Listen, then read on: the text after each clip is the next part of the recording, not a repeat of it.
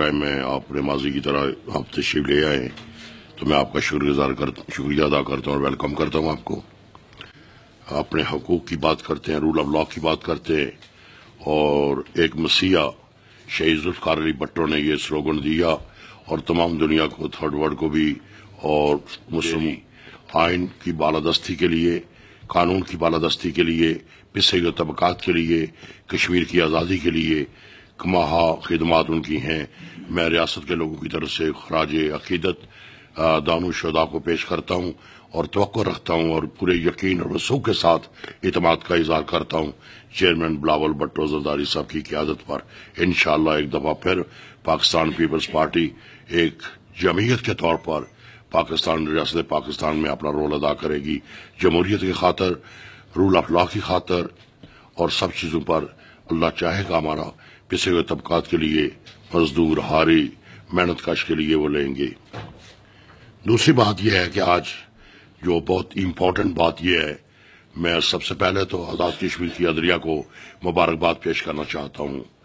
High court, supreme court دونوں کو کرنا چاہتا ہوں. And I am proud of that to our judiciary کہ ہر وقت انہوں نے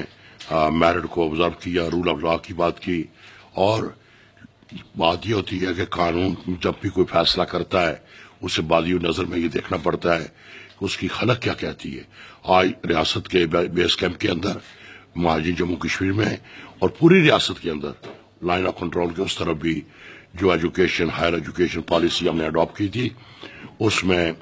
دیر آئے درست آئے, اس میں انہوں نے ورڈک دے کر وہ اسٹے ختم کی ہے اور حکومت کو کہا ہے کہ یہ جو فیصلہ آپ کا ہے, یہ پیکج یا جو فیصلہ ہے, اس کو ہم اپریشیٹ کرتے ہیں. تو میں اپنی طرف سے, اپنی حکومت کی طرف سے ان کا شکریہ ادا کرنا چاہتا ہوں, عوام کی طرف سے شکریہ ادا کرنا چاہتا ہوں, اور ان خاندانوں کی طرف سے پسے ہوئے طبقات کی وجہ سے جن کے لیے یہ ہم نے دیا. ہم نے پوائنٹ سکورنگ کے لیے نہیں دیا, پولیٹیکل ہماری کوئی کیشمنٹ نہیں ہے اس میں. ہم نیڈ بیسس پر ایک خواب تھا کہ دنیا کے اندر جنگ ہے, غیر مذہب کی بھی جنگ ہے, ایجوکیشن ایجوکیشن ایجوکیشن, جس کے لیے ہمارا ڈریم تھا. الحمدللہ آج اللہ کے فضل و کرم سے آخری جو امپلیمنٹیشن تھی اس کی طرف ہم جا رہے ہیں. تو میں اس پر بھی آپ دوستوں کو بھی, آپ کے قلم کو بھی, الیکٹرانک میڈیا کو بھی مبارکباد پیش کرتا ہوں کہ آپ نے دامے درمے سکھ نے ہماری آواز کو مؤثر بنایا, پذیرائی بخشی. اس پر میں آپ کا بھی شکریہ ادا کرنا چاہتا ہوں. ساتھ ہی ساتھ اپنی پارلیمنٹ کو, چاہے وہ حزب اختلاف میں ہے یا حزب اقتدار میں ہے, ان کا بھی دل کی اتھا گریوں سے پوری اپوزیشن کا بھی شکریہ ادا کرنا چاہتا ہوں کہ انہوں نے بھی ہمارے ساتھ کماؤ کا پورا شیئر کیا تھا. ان نون سے لوگوں نے وہ گئے تھے, عدالتوں کی دستک دی انہوں نے, لیکن ان کو پذیرائی نہ ملی. میں ایک بار پھر اپنی